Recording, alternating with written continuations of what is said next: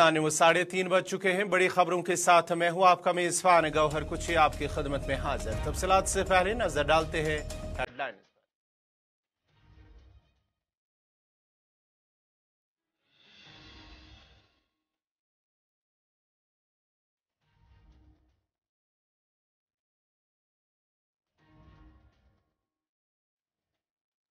पाकिस्तान में आम इंतखाबात के लिए वोटिंग का अमल जारी। पोलिंग के लिए 90,675 पोलिंग स्टेशन किए गए कायम। मोबाइल इंटरनेट खदमात आर्जी तौर पर मुअत्तल।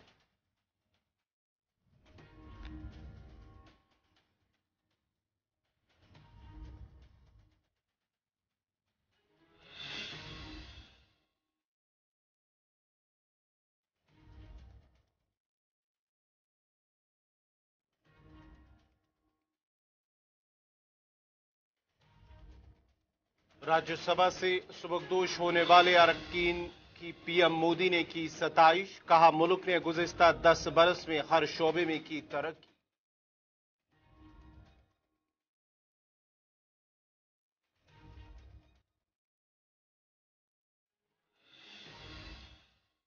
किसानों का अपने मुतालबात को लेकर दिल्ली में एहतजाज। आज पार्लियामेंट की तरफ मार्च करने की किसानों ने की कोशिश। पुलिस ने किसानों की कोशिश को बनाया नाकाम।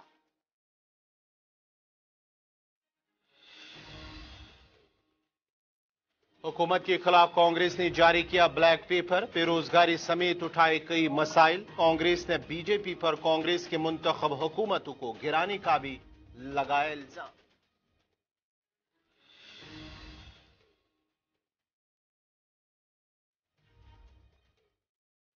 और अब पेश है खबरों की तफसील। पाकिस्तान में आज आम इंतखाबात के लिए सुबह 8 बजे से वोट डालने का अमल शुरू हो गया और शाम 5 बजे तक शहरी वोट कास्ट कर सकते हैं।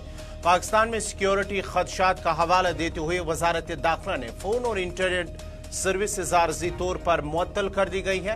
रिपोर्ट के मुताबिक कई शहरों में पोलिंग बूथ के बाहर लंबी लंबी कतारें नजर आ रही हैं और कई शहरों में पोलिंग अमला न पहुंचने की वजह से वोट कास्ट करने का अमल मुतासिर हुआ। इक्तिसादी बदहाली के शिकार मुल्क पर हुकूमत करने के लिए नई हुकूमत को अवाम आज मुंतखब कर रही है। कयास लगाया जा रहा है कि साबिक वज़ीर-ए-आज़म नवाज शरीफ की मुस्लिम लीग नून पार्लियामेंट में सबसे बड़ी पार्टी बनकर उभर सकती हैं, जबकि नवाज शरीफ की पार्टी को फौज की हिमायत भी हासिल है। पोलिंग सुबह 8 बजे शुरू हुई जो शाम 5 बजे तक बगैर किसी वक्फे के जारी रहेगी। मुल्क भर में आम तातील का ऐलान किया गया ताकि रजिस्टर्ड वोटर्स अपने हक रायदही का इस्तेमाल कर सके। वोटिंग खत्म होने के फौरन बाद गिनती शुरू हो जाएगी। सुप्रीम कोर्ट की जानिब से पीटीआई को इसके मशहूर इंतखाबी निशान क्रिकेट बैट से महरूम करने के इलेक्शन कमीशन के फैसले को बरकरार रखने के बाद इमरान खान के पाकिस्तान तहरीक इंसाफ के उम्मीदवार आजाद हैसियत से इलेक्शन लड़ रहे हैं। आज के इंतखाबात में जो भी जीतता है उसके लिए गिरती हुई मईशत और बिगड़ती हुई सिक्योरिटी की सूरत हाल की वजह से आगे एक मुश्किल काम होगा। इक्तिसादी माहिरीन का कहना है कि नई हुकूमत को मजीद सख्त शराइत पर फौरी तौर पर नए IMF प्रोग्राम की जरूरत होगी।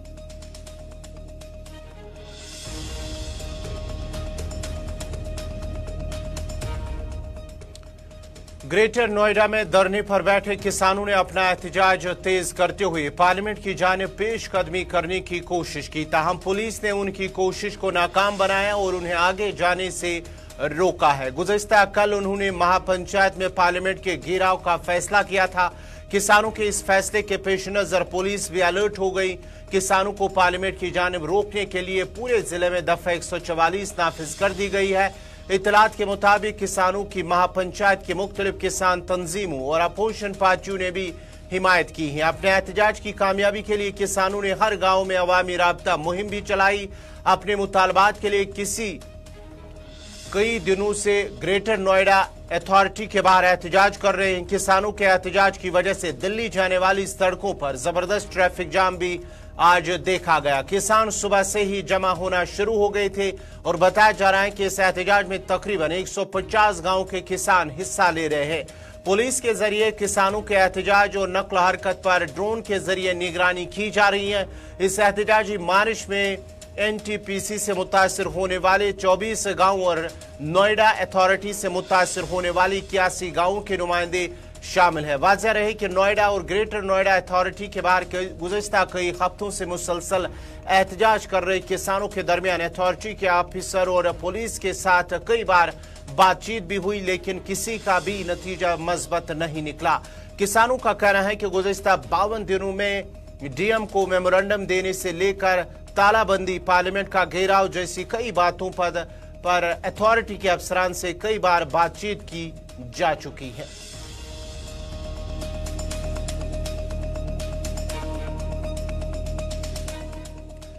इधर कांग्रेस के रुकन पार्लियामेंट मनीष तिवारी का कहना है कि किसानों के एहतजाज के 2 साल गुजरने के बाद भी एमएसपी की जमानत देने वाली कोई कानून नहीं लाया गया है।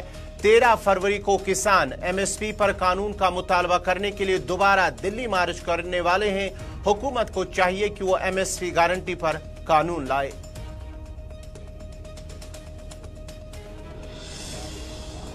कोविड का कहर पूरी दुनिया पे छाया हुआ था। जो मनुष्यता थी वो बिल्कुल सहमी हुई थी। उस माहौल में सरकार 4 किसानी कानून लेके आई।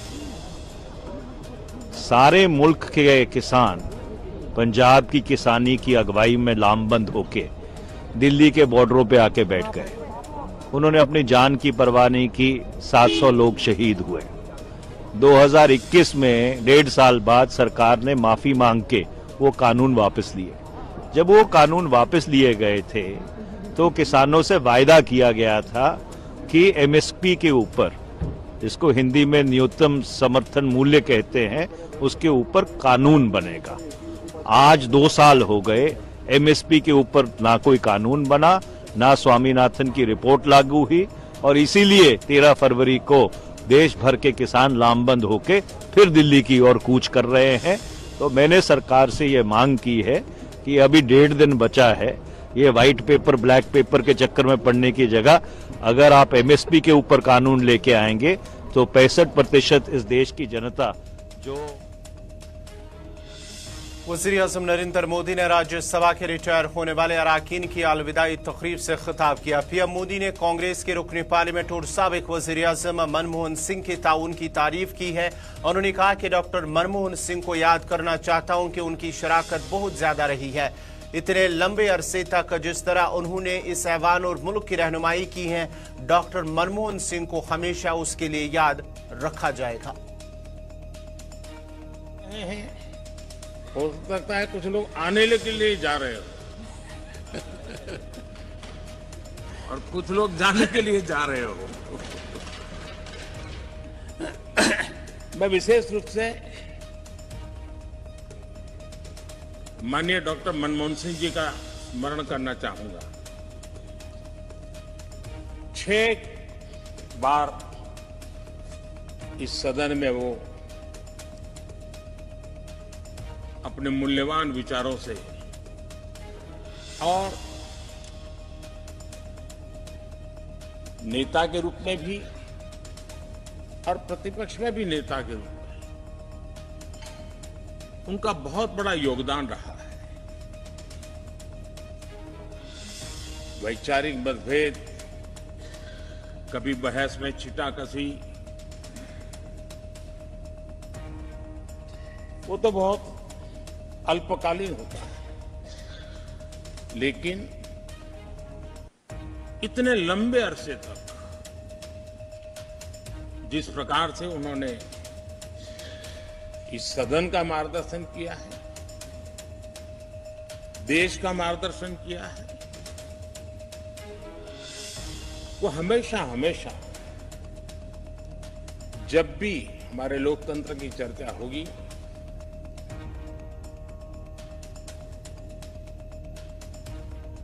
मौजूदा हुकूमत की जानिब से कांग्रेस की ज़ेर क़यादत यूपीए के दौरे हुकूमत पर व्हाइट पेपर लाने के बारे में कांग्रेस के रुकनी पार्लियामेंट शशि थरूर का कहना है कि कांग्रेस दौरे हुकूमत में इक्तिसादी तरक्की बेहतर थी, ज्यादा लोग गुर्बत से बाहर थे और तमाम एदाद-ओ-शुमार काबिल एतमाद और बैनुल अक़वामी सतह पर तस्दीक शुदा थे। उन्होंने कहा है कि ऐसा लगता है कि ये सारी मशक़ का सियासी चाल है।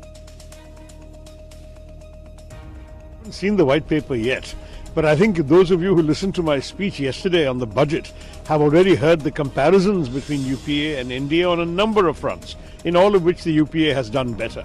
Whether it is in unemployment, whether it is in inflation, whether it is in the fiscal deficit, in every case the numbers are more favorable for the UPA government than for the NDA government. So I don't know what they're talking about.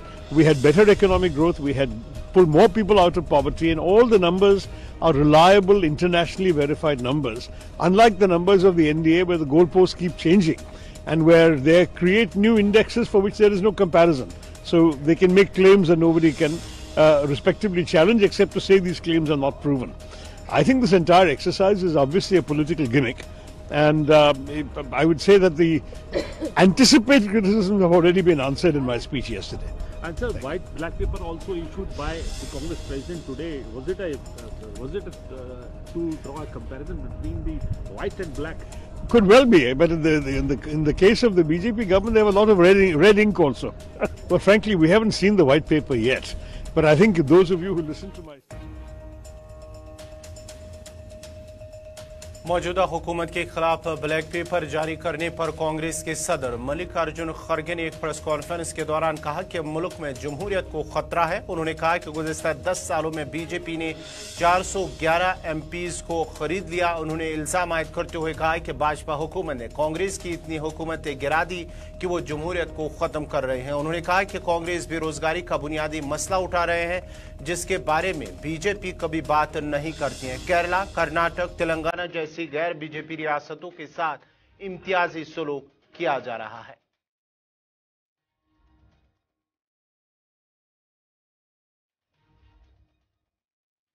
10 साल पहले अगर उनके ideology पे ही है, फिर इतने पैसे क्यों नहीं जमा होते थे, अब क्यों जमा?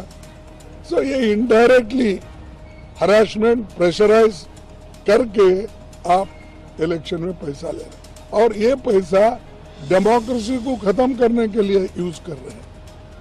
411 एमएलए को 10 साल में उन्होंने अपने तरफ लिया। अब मैं ये नहीं कहता कितना पैसा दे के खरीदे, क्या करे, वो नहीं, लेकिन आपको तो मालूम है कितने सरकारें हमारे इलेक्टेड थे, जैसा कि मध्य प्रदेश, कर्नाटक, मणिपुर, गोवा, उत्तराखंड, ये सब आप जानते हैं कैसे गिरे ये, कि उनको इसमें ये डेमोक्रेसी को खत्म करना उनका काम है। और जो लीडर बोलता है उसको एक जो सबसे बड़ा मुद्दा है देश में, और इसकी बात कभी बीजेपी की सरकार नहीं करती, और न करने से आज वो हमेशा 10 साल की तुलना करने का सोचते हैं। और मुझे कभी कभी ऐसा हंसी आती है कि उन्होंने परसों पब्लिक सेक्टर्स की बात करके उन्होंने बताया, लेकिन ऐसा नहीं कौन सा बताया कि जो पंडित जवाहरलाल नेहरू जी के ज़माने में HAL, HMT, BEL, BHEL ऐसे चीज़ें कोई है उन्होंने कभी बताया नहीं। वो कौन से हैं उनके ज़माने में पब्लिक सेक्टर्स, कितने लोगों को एम्प्लॉयमेंट मिला, कितने लोगों को अच्छी नौकरी मिली, ये उन्होंने कभी नहीं बताया। मोदी हुकूमत के 10 साल दौरे इख्तिदार पर कांग्रेस के ब्लैक पेपर लाने पर मरकजी वजीर अनुराग ठाकुर का कहना है कि जबकि मोदी की जमानतें गुजर चुकी हैं, हर रियासत में कांग्रेस की जमानतें नाकाम हो रही है और कांग्रेस ये देख रही है और देखकर बेचैन हो रही है कि मोदी हुकूमत कैसे करप्शन फ्री हुकूमत है। कि जब कांग्रेस का चेहरा बेनकाब होगा, एक लड़खड़ाती चरमराती अर्थव्यवस्था 2014 में जो कांग्रेस छोड़कर गई थी, घोटालों से भरा हुआ अपने 10 साल का कार्यकाल छोड़कर गई थी, देश की साख को गिराकर गई थी, वो 10 साल में देख नहीं पाई कि देश मोदी जी के नेतृत्व में कितना मान सम्मान दुनिया भर में पाया है। वो ये नहीं जान पाई कि कैसे 10 सालों में 10 लड़खड़ाती चरमराती अर्थव्यवस्था 5वें नंबर की अर्थव्यवस्था बन गई और अब तीसरी सबसे बड़ी अर्थव्यवस्था बनेगी। वो ये भी कांग्रेस तड़प रही है कि कैसे मोदी जी ने भ्रष्टाचार मुक्त सरकार दी है। अब इन बातों का जवाब तो कांग्रेस के पास है नहीं। मोदी की गारंटी पास हो गई, मोदी की गारंटी की साख बढ़ गई, वहीं कांग्रेस की गारंटियां फेल होती नजर आती हैं हर राज्य में। दिल्ली के वजीर आला अरविंद केजरीवाल ने केरला के वजीर आला की क़यादत में मरकज के खिलाफ एहतजाज में कहा है कि ईडी अब एक नया हथियार है। अब तक सिर्फ एक शख्स के मुजरिम साबित होने के बाद उसे जेल भेजा जाता था, लेकिन अब बीजेपी ने अभी फैसला किया है कि किसको जेल भेजना है, फिर सोचे कि किस शख्स पर केस डालना है। याद रहे कि दिल्ली के वजीर आला अरविंद केजरीवाल और पंजाब के वजीर आला भगवत मान जंतर मंतर पर पहुंचे, जहां केरला के वजीर आला Pinarayi Vijayan left democratic front के एहतजाज की क़यादत कर रहे हैं।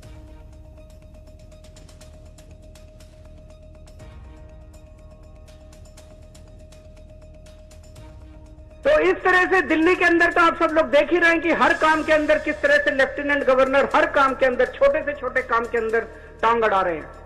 और तीसरा तरीका है ईडी। यह अब इनका एक नया हथियार आ गया, ईडी। अभी तक इस देश के अंदर यह कानून होता था कि अगर आपने कोई क्राइम किया तो उसकी जांच होती थी, फिर उसमें मुकदमा चलता था। मुकदमे में तय होता था कि कौन कौन दोषी है, कौन कौन निर्दोष है। जो दोषी है उसको सजा मिलती थी, वो जेल जाता था। मुकदमे के बाद, मुकदमा खत्म होने के बाद आदमी जेल जाता था जिसको दोषी माना जाता था।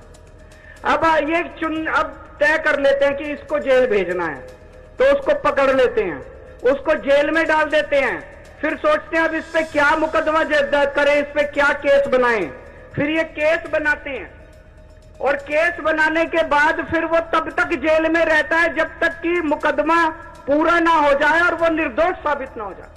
हमारे देश के अंदर 15-15 साल लग जाते हैं मुकदमे पूरे होने में। तो अब 15-15 साल किसी को भी पकड़ के जेल, यह भी पीएमएलए जो कानून लेके आए उसमें ही लिखा है कि जब तक उस आदमी को, किसी को भी पकड़ के जेल में डाल दो और जब तक उस आदमी का मुकदमा पूरा नहीं हो जाता, वो निर्दोष साबित नहीं हो जाता, तब तक वो जेल से बाहर नहीं आएगा। ये तो बहुत खतरनाक है। अभी हेमंत सोरेन साहब को इन्होंने जेल में डाल दिया, अभी तक उनके ऊपर कुछ भी साबित नहीं हुआ है, अभी उनके ऊपर मुकदमा नहीं चला है, अभी मुकदमा शुरू भी नहीं हुआ है, अभी जांच चल रही है। लेकिन अगर मुकदमे को 15 साल लगे तो हेमंत सोरेन साहब 15 साल जेल में रहेंगे। और ये तो किसी को भी कर दें, कल मुझे पकड़ के जेल में डाल देंगे, विजयन साहब को पकड़ के जेल में डाल देंगे, स्टेलिन साहब को पकड़ के जेल में डाल देंगे, सीतारमैया साहब को पकड़ के जेल में डाल देंगे, सुखविंदर जी को, किसी भी को भी पकड़ के जेल में डाल देंगे और सरकार गिरा देंगे। हेमंत सोरेन साहब को जेल में डाला, उसके बाद 48 घंटे तक ये लोग तोड़ने की कोशिश करते रहे, जेएमएम को तोड़ देते हैं। ये तो भगवान का भला और जेएमएम वालों का महान है, जेएमएम वाले जो टूटे नहीं इनके सामने। तो ये अब ये किसी भी को भी पकड़ के जेल में डाल देंगे, उसकी सरकार तोड़ देंगे और फिर अपनी सरकार बना लेंगे। ये क्या है, ये क्या चल रहा है? कह रहे हैं केजरीवाल भ्रष्ट है। मैं पूछना चाहता हूं, मैंने दिल्ली में बिजली सस्ती, बिजली फ्री कर दी दिल्ली के अंदर, मध्य प्रदेश में, गुजरात में, उत्तर प्रदेश में सबसे महंगी बिजली मिल रही है। वजारत दाखिला की जानिब से हिंदुस्तान और म्यांमार के दरमियान फ्री मूवमेंट रिजीम FMR को मुअत्तल करने के बाद कांग्रेस के रुकन पार्लियामेंट अधीर रंजन चौधरी का कहना है कि म्यांमार में सियासी इंतशार बिगड़ता जा रहा है। उन्होंने कहा है कि इस वक्त की सबसे बड़ी फिक्र मणिपुर में कुकीज और मैतीस के दरमियान इख्तिलाफात को हल करना होता।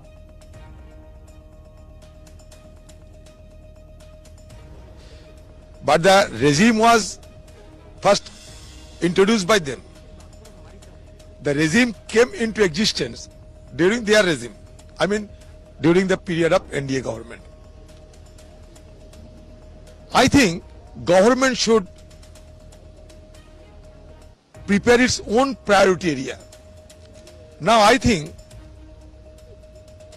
the prime concern of this government should be to resolve the differences between Kuki and Meti. Uttar Pradesh के वज़ीर आला योगी आदित्यनाथ के 3 जगहों के मुतालबे से मुतल्लिक बयान पर समाजवादी पार्टी के सरबराह अखिलेश यादव का कहना है कि वज़ीर आला आईन के पाबंद है, उन्हें ऐसा कोई बयान नहीं देना चाहिए जो उन्होंने बतौर वज़ीर आला के खलब के मुताबिक न हो। अभी तक वाज़ेह नहीं है कि कौरव कौन है और पांडव कौन है।